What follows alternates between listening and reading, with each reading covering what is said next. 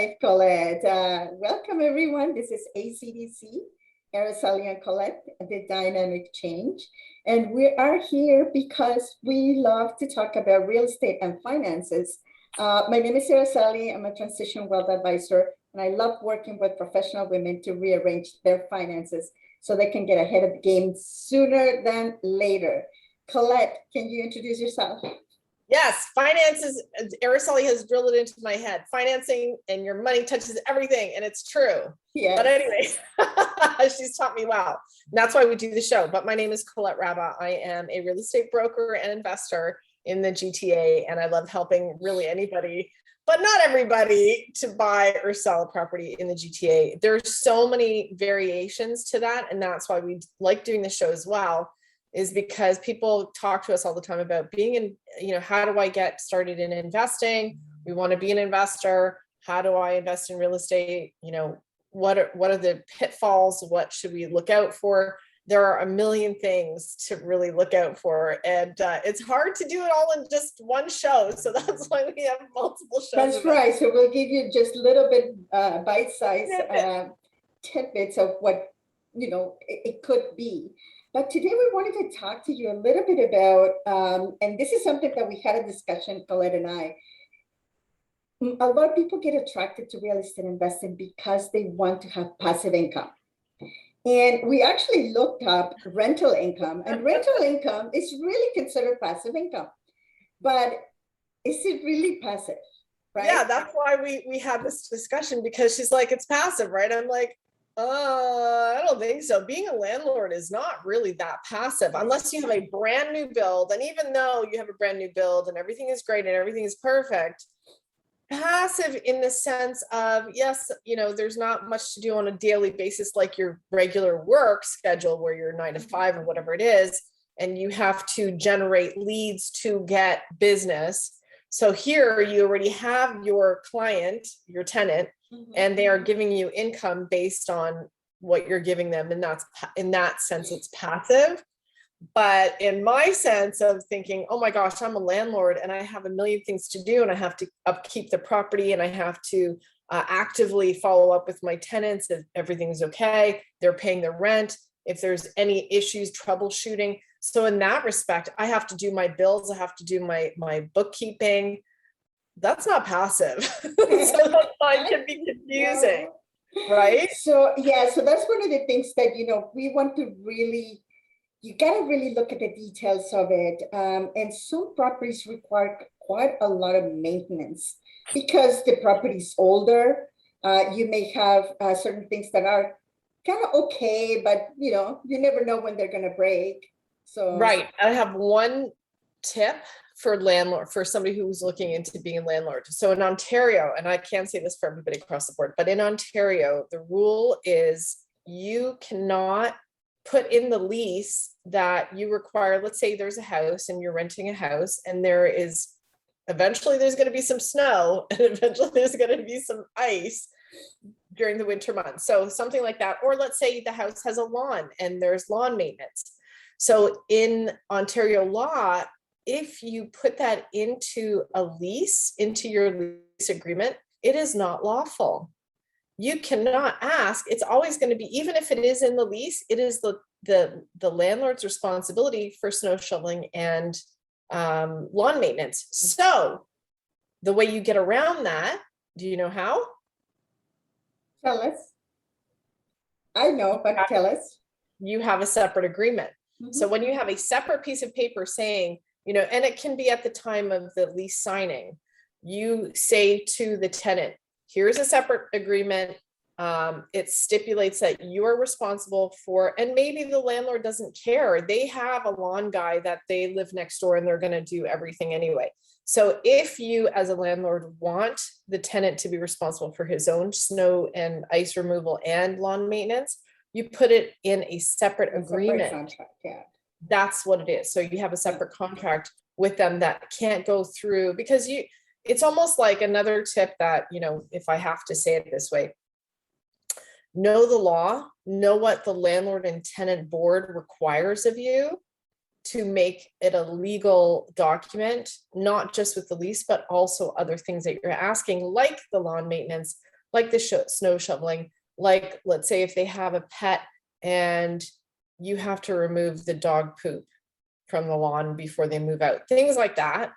Like these are the little nitty gritty things that Yeah, we but that is really not passive. And if you have, let's say, I have just one property here in Canada that I manage, and I manage it myself because it's it's in good condition, but it requires for me to visit the property from time to time, see what's going on, if there's anything, if it's the winter time, make sure that there's always salt, that you can clear the path, whatever it is, and make sure that everything that it's working correctly. So that is the little things and nuisance of being a landlord. And we can talk about tenants and what tenant rights are right now, but for today's show, because we only have a limited amount of time, we're going to talk about the passive income side of and the leasing side of things for the landlords. The other thing too is like passive, when we're talking about passive income, you can also have an assignment sale. So assignment sales are very popular these days. When there is a builder or a developer that is building, let's say a condo specifically, and you buy it right from the builder, and then you don't wait for it to close, because once you close, you're going to have to pay HST on it. So this is called before it closes. This tight timeline sometimes usually takes a builder to build a condo, let's say 3 to 5 years, right? So if you have that timeline before it closes, at whatever time you feel like you want to sell it, you can ask before you make the agreement with the builder. Yeah, and you know what? I was just talking to a lady yesterday that she invests in condos. And one thing that she said is now she was looking for another condo to invest in down the road, 3, 4, 5 years. And what the builder is doing in this particular, I can't remember what it was, but the new builds that are going to be ready in 4 years, they are selling them right now at $750. And you can buy one that is already done in the same area, similar condo, for $690. So what is happening is right now the builders are really anticipating the growth on the condos. So is it really worth it to buy at tomorrow's price? Well, I don't know. This is the interesting thing too. That's a whole other can of worms too. But what I'm talking about is make sure when you buy it, like if you're an investor, make sure that you are allowed to assign it at whatever time, because that fine print is very important when you're purchasing, that some builders don't allow assignment anymore because they don't want you to do something like that. They actually want you to take possession and be in the building at whatever time, whenever they're finished. That's right. So it's really, and this is the other thing too, that people ask me all the time, which I do not have a crystal ball. No, I don't have one. Just checking to say how many people are going to want to do the same thing as you. What builders are worried about is the whole building or most of the building or 80% of the building is bought by investors. And then they will think that they can all sell before they take possession. When that happens, you as a buyer, let's say, you're going to have to compete with all those other people selling. And what happens? Supply and demand means the price goes down. Right, exactly. So all these things, as an agent, as much as I would love to believe that not anybody else is doing it and I'm the only investor in the building, that's impossible to know. Like there's no way. Correct. But the thing is, even if you are thinking that you're going to take possession that is for yourself, I will still have that clause, because you know what? If you're buying something that is 3 to 4 years from now, you don't know what your circumstances are. Maybe you change, maybe you divorce, maybe you got married. You don't know what has changed. And 4 years is quite a long time. Right. So have that clause just in case you need to use it. And worst case scenario too. Let's just imagine you buy it at 750 and in 4 years from now, it's actually gone down because the mortgage rates have come up so high that now nobody's buying. Mm-hmm. So this is the really hard thing to know about how the market is going to change in the future. And this is something that honestly, if anybody can tell you that this is the way it's going to be, yeah, buy a lottery ticket with them, because there's no way that everybody knows 100% where the market's going to be in 4 years, Exactly. unless, maybe they're the prime minister and they're the ones that are setting the mortgage rates. I don't know. I don't think so, because Yeah. it all comes down to economy and how the Ontario government wants to control our economy at that time. Even though they might know in 4 years they have a projection of what's going to happen, doesn't mean that it's going to happen. Did anybody know that COVID was going to happen and how our No. economy was going to change, or how prices were going to continue to skyrocket?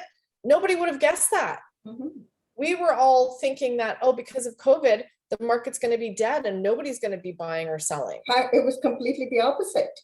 Right, exactly. So to forecast is one thing.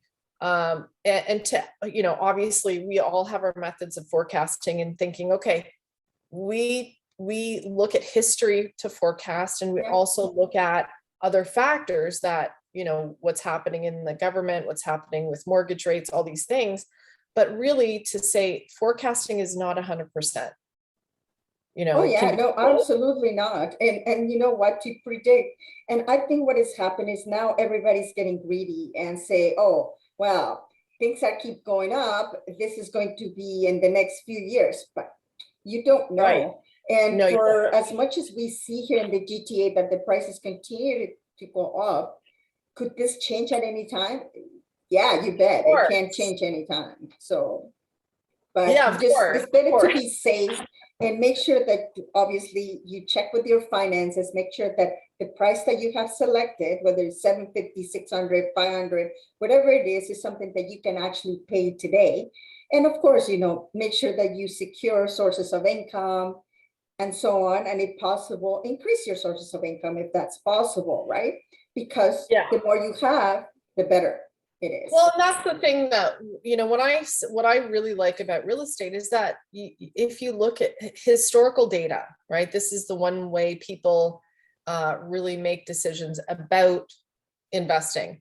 So when you look at historical data, real estate doesn't always stay down and goes down and stays down. It does come up, and you're actually buying a tangible thing. So it's not like, you're buying airspace or whatever it is, like stocks and bonds. Yes, it sometimes is a tangible thing. Sometimes, you want to look at something like cryptocurrency, like that's another question. Yeah, that's a totally different thing, right? Not tangible. Yes, but real estate is something that, the fundamental thing about real estate is that you have a safe place to live. You have bought yourself something that you can physically, it's something you need. Everybody needs a place to live, no matter if it's a shack or it's a mansion or whatever, condo, anything that can house you. Fundamentally, you have shelter. So that is always the first thing, number one.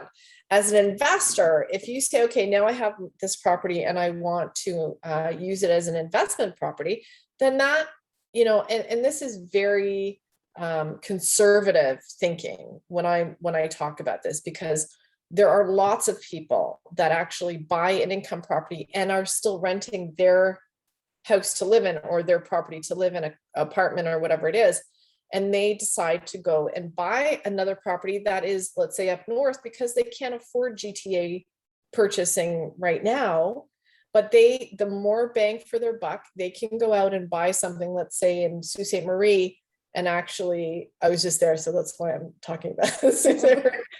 But to look at income properties outside of the GTA, I can actually still make money in Ontario if I go out of the GTA and I spend whatever, let's say $400,000, $500,000 on a property, and I can rent it for X number of dollars, and my return is really, really good. I can still do that in Ontario, but I don't want to live in Sault Ste. Marie. As beautiful as it is, I don't want to live there. So that's why, if you can think about having a passive income, but then this is where the passive thing doesn't happen, because I'm not going to drive whatever 8 hours to Sault Ste. Marie to service the, whatever needs to be done at the house. So I would then need to factor in, looking at somebody to take care of the property manager, even just a private person to do it. Because I don't want to go out and mow the even lawn. a handyman, right? If it's only one house. Exactly. And if that person who's living there says, hey, the sinks are clogged, Yeah. I can't, what do I do? So you can either phone a plumber to say, okay, hey, plumber, go over there and I will pay for it, but you have to knock on the door and there's a tenant in there, or whatever the fact, let's say a tree falls on the house. What do you do?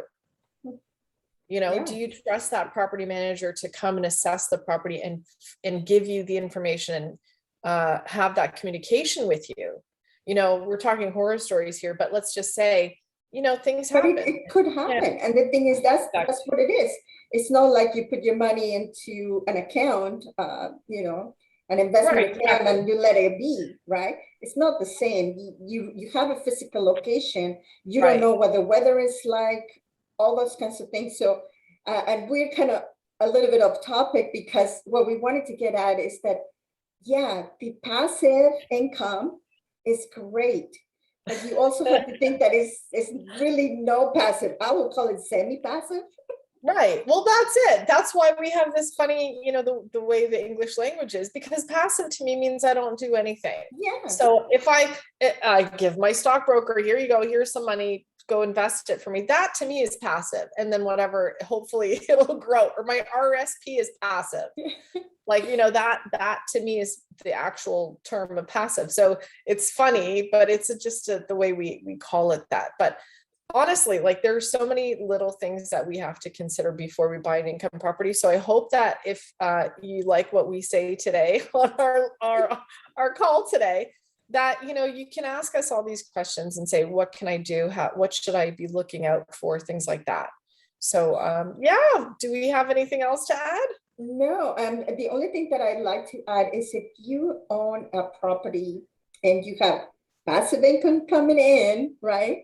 That will be added to your current active income, whether you are a self-employed or you are an employee working and having a salary somewhere. So just make sure that you keep all your receipts, anything that you spend on the house, things that you buy for the house. Also make sure that you log your mileage when you go and see the property. All of those kind of things, your accountant is going to look for it. So the show is for people that are either looking to get into real estate investing, or that they're already real estate investors, but they might say, oh, I'm forgetting about this, right? So you have to make sure that you can deduct as much as you can from your passive income, right? And exactly. It was kind of funny, because I said, it's a really passive income, not passive income. For those of us that have a property that have to look after, we know that it's totally not passive. So I would call it semi-passive. Yes, we should call that. We should have a new term, a totally new term for it. Yes, absolutely. Yeah. And, and that's the thing, like, there's so many, like I said before, there's so many different ways to invest. But absolutely, it's always we both believe in it. We both think it's a great idea to put where to put your money. Yeah. So absolutely. Again, if you have any questions, we're here for you. We'd love to hear your questions and answer them.